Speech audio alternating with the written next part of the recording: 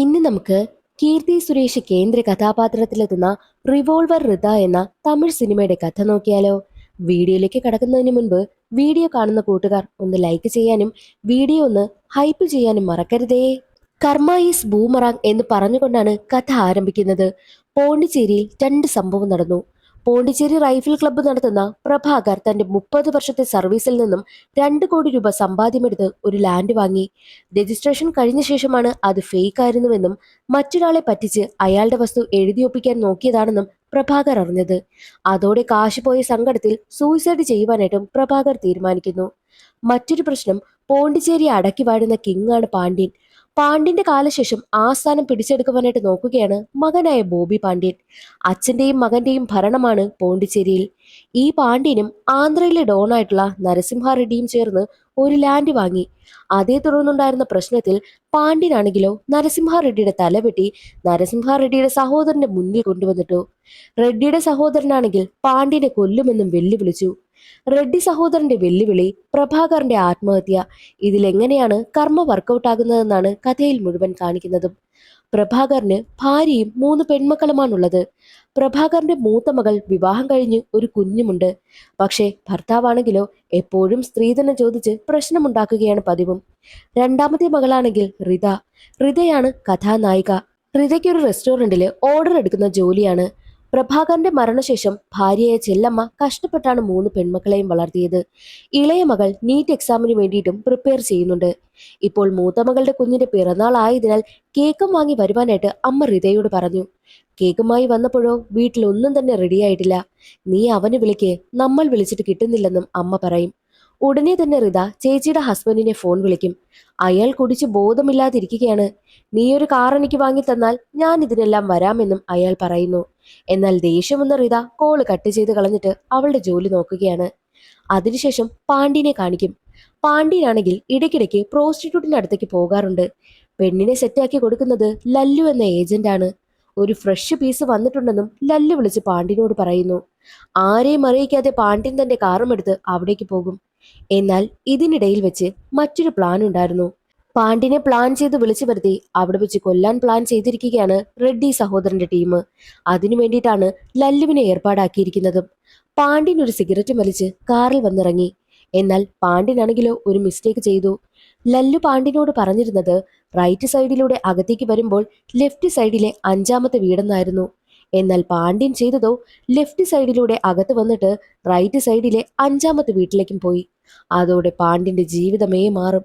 പാണ്ഡ്യൻ വഴിമാറിപ്പോയത് പാണ്ഡ്യനെ കൊല്ലുവാനായിട്ട് നിന്ന ഗ്യാങ്ങിന്റെ ഹെഡ് അറിയും. എന്നാൽ പാണ്ഡ്യൻ ചെന്ന് കയറിയ വീട് ഋതയുടേതായിരുന്നു. ഋതയെ കണ്ടതും മദ്യപിച്ച് ബോധമില്ലാതെ നിൽക്കുന്ന പാണ്ഡ്യന് അവൾ അയാളെ വിളിക്കുന്നത് പോലെയൊക്കെ തോന്നുന്നു. പാണ്ഡ്യൻ ഋതയെ കയറി പിടിക്കും.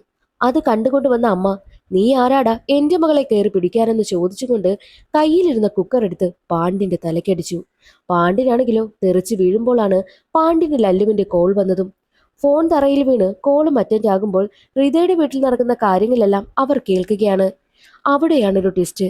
എന്തെന്നാൽ അമ്മയുടെ അടി കൊണ്ട് പാണ്ഡ്യൻ മരിച്ചുപോയി. അമ്മയും ഋതയും എന്ത് ചെയ്യണമെന്ന് അറിയാതെ നിൽക്കും. ഇതെല്ലാം ഫോണിലൂടെ കേട്ട ഗുണ്ടാ ഗ്യാങ്ങിന് സന്തോഷമായി. അവരൊന്നും ചെയ്യാതെ തന്നെ പാണ്ഡ്യൻ മരിച്ചല്ലോ. ഇതൊന്നും റെഡ്ഡി സഹോദരൻ അറിയണ്ട. നമുക്ക് പാണ്ഡ്യന്റെ ബോഡി റെഡ്ഡി സഹോദരന് മുന്നിൽ കൊണ്ടുവന്ന് ഏൽപ്പിക്കാം. 5 കോടി രൂപയും നമുക്ക് കിട്ടുമല്ലോ എന്നും അവർ പറയുന്നു. മറ്റൊരു വശത്ത് ഡെഡ് ബോഡി മറവ് ചെയ്യുന്നതിനെ കുറിച്ച് പ്ലാൻ ചെയ്യുകയാണ് ഋതയും കുടുംബവും. ബർത്ത്ഡേ പാർട്ടി കഴിഞ്ഞിട്ട് ബാക്കി ചെയ്യാമെന്നും അവർ തീരുമാനിക്കും. അങ്ങനെ പാർട്ടിയൊക്കെ നന്നായി കഴിഞ്ഞു. പിന്നീട് ബോഡി മറവ് ചെയ്യുന്നതിനെ കുറിച്ചുള്ള പ്ലാൻ ആയിരുന്നു. നാളെ അനിയത്തിയുടെ നീറ്റ് എക്സാമിന് യൂണിവേഴ്സിറ്റിയിൽ അവളെ ഡ്രോപ്പ് ചെയ്ത ശേഷം ബോഡി നമുക്ക് മറവ് ചെയ്യാം. അതിനാദ്യം നമുക്ക് വേണ്ടത് സെക്കൻഡ് ഹാൻഡ് കാറാണ്. അത് സഹോദരിയുടെ ഭർത്താവിന്റെ പേരിലെടുക്കാം. രാവിലെ അനിയത്തിയെ കാറിൽ ഡ്രോപ്പ് ചെയ്തിട്ട് ബോഡിയുമായിട്ട് അടുത്തുള്ള കാട്ടിൽ പോയി നമുക്ക് ബോഡി മറവ് ചെയ്യാമെന്നും അവർ പ്ലാൻ ചെയ്യുന്നു. അതെല്ലാം, അതായത് അവിടെ നടക്കുന്ന അത്രയും സമയമായിട്ട് എല്ലാവരും പ്ലാൻ ചെയ്യുന്നതും സംസാരിക്കുന്നതുമെല്ലാം ഫോണിലൂടെ കേൾക്കുകയാണ് ഗുണ്ടാ ഗ്യാങ്. എന്നാൽ ഈ ലല്ലു ആണെങ്കിലോ ഗുണ്ടാ തലവനെ വിളിച്ചിട്ട് പാണ്ഡ്യനെ വിളിച്ചു വരുത്തിയ എനിക്കും പിന്നെ ഞാൻ സെറ്റാക്കിയ സോണിയയ്ക്കും 50 ലക്ഷം രൂപ തരണം, ഇല്ല എങ്കിൽ റെഡ്ഡിയോടെല്ലാം പറഞ്ഞു കൊടുക്കുമെന്നും ഭീഷണിപ്പെടുത്തി. അങ്ങനെ ഗുണ്ടാ തലവനും ടീമും കാശ് കൊടുക്കുവാനായിട്ടും ലല്ലു പറഞ്ഞ സ്ഥലത്തെത്തി. പക്ഷേ അവിടെ വെച്ച് ഗുണ്ടാ തലവനൊപ്പമുള്ള 3 പേർ തലവനെ കൊന്നുകളഞ്ഞു. ഇനി ആ ഡെഡ് ബോഡി എങ്ങനെയെങ്കിലും കൈക്കലാക്കി റെഡ്ഡിയുടെ കയ്യിൽ നിന്നും 5 ലക്ഷം രൂപ നേടിയിട്ട് നമുക്ക് ഷെയർ ചെയ്യാമെന്നും അവർ 3 പേരും പ്ലാനിടും.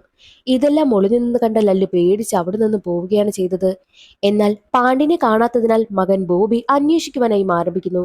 ലല്ലു പുതിയ പെണ്ണുണ്ടെന്ന് പറഞ്ഞ് വിളിച്ച് അവിടേക്ക് അച്ഛൻ പോയതാണെന്നും ബോബി അറിയും. അതോടെ ബോബിക്ക് ടെൻഷനാകുവാനായും തുടങ്ങി. ബോബി അച്ഛനെ പറ്റി അന്വേഷിക്കുവാനായിട്ട് പോലീസ് ഓഫീസറായ കാമരാജിനെ ഏർപ്പാടാക്കി. കാമരാജ് പാണ്ഡിന്റെ ഫോൺ ട്രാക്ക് ചെയ്യുന്നു. പാണ്ഡിന് 2 ഫോണുണ്ട്. ഒന്ന് റീതയുടെ കയ്യിൽ, മറ്റൊന്ന് വണ്ടിയൊക്കെ മോഷ്ടിച്ചു വിൽക്കുന്ന ആളിന്റെ കയ്യിലും. അയാളെ പിടിച്ച് ചോദ്യം ചെയ്യുമ്പോഴോ ഫോൺ എവിടെ നിന്ന് കിട്ടിയെന്ന് ചോദിച്ച് അയാളെ വിരട്ടും. അന്ന് പാണ്ഡ്യൻ വന്ന കാറ് ഇയാൾ മോഷ്ടിച്ചു, അത് മറ്റൊരാൾക്ക് വിറ്റു. വിറ്റ ആളിന്റെ ഫോട്ടോ കാണിച്ചു കൊടുക്കും. മറ്റാരുമല്ല, ഹൃദയുടെ ഫോട്ടോയായിരുന്നു. ഹൃദ പാണ്ഡ്യന്റെ ബോഡി മറവ് ചെയ്യാൻ എടുത്ത സെക്കൻഡ് ഹാൻഡ് കാറ് പാണ്ഡ്യന്റെ തന്നെയായിരുന്നു. അതൊന്നും അവൾക്കറിയില്ല. ഹൃദയുടെ ഫോട്ടോ കണ്ടതും കാമരാജ് ഷോക്കായി പോകും. ഇവളോ? ഇവളുടെ കാര്യം ഞാൻ ഏറ്റു എന്ന് പറയും. കാരണം കാമരാജിന് ഹൃദയോട് പഴയൊരു പകയുണ്ട്. കാമരാജ് ചില ഇല്ലീഗൽ ആക്ടിവിറ്റീസ് ഒക്കെ ചെയ്യുന്നത് ഹൃദ വീഡിയോ ഷൂട്ട് ചെയ്ത് വൈറലാക്കി. അതോടെ കാമരാജിന് സസ്പെൻഷനും കിട്ടി. ആ പ്രതികാരം വീട്ടാനുള്ള അവസരമായി കാമരാജ് ഇതിനെ കാണും. ബോബിയോട് ഹൃദയെക്കുറിച്ച് കാമരാജ് പറഞ്ഞു കൊടുക്കുന്നു. നിന്റെ അച്ഛൻ ഹൃദയുടെ കൈവശമുണ്ടെന്നാണ് കാമരാജ് പറഞ്ഞതും. അതോടെ ബോബി ഹൃദയ്ക്ക് വേണ്ടിയിട്ടുള്ള അന്വേഷണവും ആരംഭിച്ചു. എന്നാൽ ആ ഗുണ്ടാ ഗ്യാങ് 3 പേരും റെഡ്ഡിയെ വിളിച്ചിട്ട് പാണ്ഡിന്റെ തല ഞങ്ങളുടെ കയ്യിലുണ്ട്, കാശ് തന്നാൽ നിങ്ങൾക്ക് പാണ്ഡിന്റെ തല വിട്ടുതരാമെന്നും പറയും. റെഡ്ഡിയും അതിന് സമ്മതിച്ചു. ഒരു വശത്ത് കാമരാജ് ഹൃദയ്ക്ക് വേണ്ടിയിട്ടുള്ള അന്വേഷണം ആരംഭിച്ചപ്പോഴോ ബോബിയാണെങ്കിലോ ലല്ലുവിനെ കുറിച്ച് അന്വേഷിക്കുവാനായി ആരംഭിച്ചു. അതേസമയം പാണ്ഡിന്റെ ബോഡി മറവ് ചെയ്യാനെത്തിയ ഹൃദയ്ക്കും കുടുംബത്തിനും ഡിക്കി ഓപ്പണാക്കുവാനായും കഴിയുന്നില്ല. നീറ്റ് എക്സാമിന് സമയമായതിനാൽ അനിയത്തിയെ ഡ്രോപ്പ് ചെയ്തിട്ട് ബോഡി കുഴിച്ചിടാമെന്ന് തീരുമാനിച്ച് കോളേജിൽ പോയി ഡ്രോപ്പ് ചെയ്തിട്ട് വരുമ്പോൾ ട്രാഫിക്കിൽ വെച്ച് ഹൃദയെ കാമരാജ് പിടികൂടുന്നു. ഹൃദയെ ഫോളോ ചെയ്ത് 3 ഗുണ്ടകളും ഉണ്ടായിരുന്നു. ഹൃദയെയും കുടുംബത്തെയും കാമരാജ് സ്റ്റേഷനിലേക്ക് കൊണ്ടുപോയി. കാറ് പരിശോധിച്ചാൽ പെട്ടുപോകുമെന്ന് പേടിച്ചു നിൽക്കുകയാണ് ഹൃദയുടെ കുടുംബം. ദേ നോക്ക്, നീ എന്നെ അപമാനിച്ചതിന് 50 ലക്ഷം രൂപ തന്നാൽ ഞാൻ നിന്നെ വെറുതെ വിടാമെന്നും കാമരാജ് പറയും. എന്തിന്? എന്റെ കയ്യിൽ കാശൊന്നുമില്ല.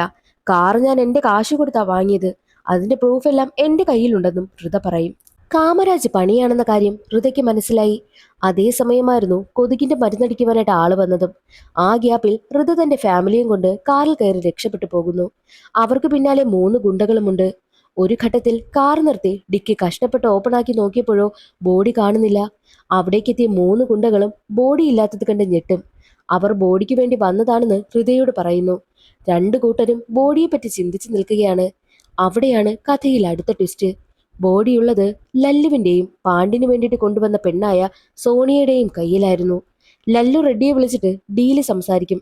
റെഡ്ഡിക്ക് ആകെ കൺഫ്യൂഷൻ. ഉറപ്പിക്കുവാനായിട്ട് ബോഡിയുടെ ഫോട്ടോ എടുത്ത് റെഡ്ഡിക്ക് അയച്ചു കൊടുക്കുകയും ലല്ലു ചെയ്യുന്നുണ്ട്. റെഡ്ഡി ഡീലും ഒക്കെ പറയും. റെഡ്ഡിക്കാണെങ്കിൽ എങ്ങനെയെങ്കിലും പാണ്ഡ്യന്റെ തല കിട്ടിയാൽ മാത്രം മതി. ഇവർക്ക് ബോഡി കിട്ടിയത് അന്ന് ഹൃദ ഡിക്കി തുറക്കുവാനായിട്ട് നോക്കിയിട്ട് നടന്നില്ലല്ലോ. പക്ഷേ ഡിക്കി ഓപ്പൺ ആയിരുന്നു. അതറിയാതെ അവർ കാറിൽ കയറുന്ന ഗ്യാപ്പിലായിരുന്നു ലല്ലുവും സോണിയയും ബോഡി കൈക്കലാക്കിയതും. ലല്ലുവിന്റെ കയ്യിലാണ് ഡെഡ് ബോഡി എന്നറിഞ്ഞ 3 ഗുണ്ടകളും റെഡ്ഡി എത്തുന്നതിന് മുൻപ് തന്നെ ലല്ലുവിനടുത്തെത്തി. കാശ് നമുക്ക് 5 പേർക്കും ഷെയർ ചെയ്യാമെന്നും അവർ പറയും. ലല്ലു ആണെങ്കിൽ അതിന് സമ്മതിക്കില്ല. എന്നാൽ ആ 3 ഗുണ്ടകളിൽ തലവനായ ആളാണെങ്കിൽ സോണിയോട് പറയും, നീ എനിക്കൊപ്പം നിന്ന് ലല്ലുവിനെ കൊന്നാൽ നമുക്ക് 2 ആൾക്കും കാശ് ഷെയർ ചെയ്യാമെന്ന് പറയുന്നു. സോണിയ അതിന് സമ്മതിക്കും. എന്നാൽ തലവനാണെങ്കിലോ കൂടെ നിൽക്കുന്ന ആളിനെ കാശിന് വേണ്ടിയിട്ട് ചതിക്കാൻ നോക്കി നീ ഇനി ജീവിച്ചിരിക്കാൻ പാടില്ല എന്ന് പറഞ്ഞ് സോണിയെ കൊന്നുകളയും. ഒപ്പം സോണിയ ചെയ്ത ചെറ്റത്തരം ലല്ലുവിനും പറഞ്ഞു കൊടുത്തിട്ട് ലല്ലുവിനെയും കൊന്നുകളയും. കൂടാതെ ആ ഗുണ്ടാ ഗ്യാങ് ഹൃദയ ഈ വിവരം പോലീസിൽ അറിയിക്കുമെന്ന് പേടിച്ച് ഹൃദയെയും കുടുംബത്തെയും അവിടേക്ക് കൊണ്ടുവരും. എന്നാൽ ഹൃദയാണെങ്കിലോ ഗുണ്ടാ തലവനെ വശീകരിച്ച് തന്റെ വശത്തേക്ക് എടുക്കുകയാണ്. ഹൃദ അവനെ പ്രണയിക്കുകയാണെന്നാണ് ആ ഗുണ്ടാ തലവൻ കരുതിയതും. ഹൃദയുടെ വലയിൽ വീണ ആ ഗുണ്ടാ തലവനാണെങ്കിലോ കൂടെ ഉണ്ടായിരുന്ന 2 പേരെയും കൊന്നുകളഞ്ഞു. അതേസമയമായിരുന്നു കാമരാജ് അവിടേക്ക് വന്നതും. കാമരാജിനോട് ഹൃദ പറയും, നീ പ്രതികാരം വീട്ടാനായിട്ട് എന്നോട് ആവശ്യപ്പെട്ടത് 50 ലക്ഷം. ദേ നോക്ക്, പാണ്ഡിന്റെ ഡെഡ് ബോഡി റെഡ്ഡിയെ ഏൽപ്പിച്ചു കഴിഞ്ഞാൽ 5 കോടി രൂപ നിനക്ക് കിട്ടും. അതോടുകൂടി നമ്മുടെ പ്രശ്നം ഇവിടെ തീരണം. നീ ആ കാശ് എടുത്തോ എന്നും ഹൃദ പറയുന്നു. അത് കേട്ട പാതി കേൾക്കാത്ത പാതി കാമരാജ് പാണ്ഡ്യന്റെ ഫോട്ടോ റെഡ്ഡിക്ക് അയക്കുന്നു. അതേസമയമായിരുന്നു ബോബി അവിടേക്ക് വരുന്നതും. എന്നാൽ ഹൃദ കാമരാജിനെ ബോബിക്ക് ഇട്ടുകൊടുക്കും. റെഡ്ഡിക്ക് കാമരാജ് പാണ്ഡ്യന്റെ ഫോട്ടോ അയച്ചതറിഞ്ഞ ബോബി കാമരാജിനെ കൊന്നുകളയുന്നു. ഇനി അവിടെ ആകെയുള്ളത് ഹൃദയും ഫാമിലിയും ബോബിയും ടീമും പിന്നെ ആ ഗുണ്ടാ തലവനും മാത്രമാണ്. അപ്പോൾ അവിടേക്ക് എല്ലാവരെയും ഞെട്ടിച്ചുകൊണ്ട് റെഡ്ഡി കടന്നു വരും. അവിടെ എത്തിയ റെഡ്ഡി ബോബിയെയും ഗ്യാങ്ങിനെയും ഗുണ്ടാ തലവനെയും കൊന്നുകളയും. എന്നിട്ട് പാണ്ഡ്യന്റെ ബോഡി കൈക്കലാക്കാൻ റെഡ്ഡിയെ സഹായിച്ചതിന് ഹൃദയ്ക്ക് നന്ദിയും പറഞ്ഞ് ബോഡിയുമായി പോകാൻ ഒരുങ്ങുമ്പോഴോ ഹൃദയാണെങ്കിൽ അവിടെ ഉണ്ടായിരുന്നൊരു തോക്ക് കയ്യിലെടുത്ത് റെഡ്ഡിയെ കൊല്ലുവാനായി ഒരുങ്ങും. എവിടെ പോകുന്നു റെഡ്ഡി? നിങ്ങൾ നിങ്ങളുടെ പ്രതികാരം വീട്ടി. ഇനി എന്റെ പ്രതികാരമുണ്ട്. 18 വർഷങ്ങൾക്ക് മുൻപ് നിങ്ങൾ പറ്റിച്ച് 2 കോടി കൈക്കലാക്കിയ പ്രഭാകരനെ അറിയുമോ? ആ പ്രഭാകരന്റെ മകളാണ് ഞാനെന്ന് പറഞ്ഞ് ഹൃദ റെഡ്ഡിയെ വെടിവെച്ച് കൊന്നു. റെഡ്ഡി കൊണ്ടുവന്ന 5 കോടി രൂപയും കൊണ്ട് ഹൃദ അവിടെ നിന്ന് പോകുന്നു. അന്ന് പ്രഭാകരനെ ചതിച്ച ആ ഒരാൾ, അത് മറ്റാരുമല്ല, ഈ റെഡ്ഡി തന്നെയായിരുന്നു. അങ്ങനെ ഹൃദയും കുടുംബവും സേഫ് ആകുന്നതും കാണിച്ചുകൊണ്ട് സിനിമയുടെ കഥ അവിടെ അവസാനിക്കുന്നു. ഇന്നത്തെ ഈ ഒരു വീഡിയോ എല്ലാവർക്കും ഇഷ്ടമായി എന്ന് കരുതുന്നു. ഇഷ്ടമായാൽ സപ്പോർട്ട് ചെയ്യാൻ മറക്കരുതേ. അടുത്ത സിനിമയുടെ കഥയിൽ കാണാം. അതുവരെ എല്ലാവർക്കും ബായ്.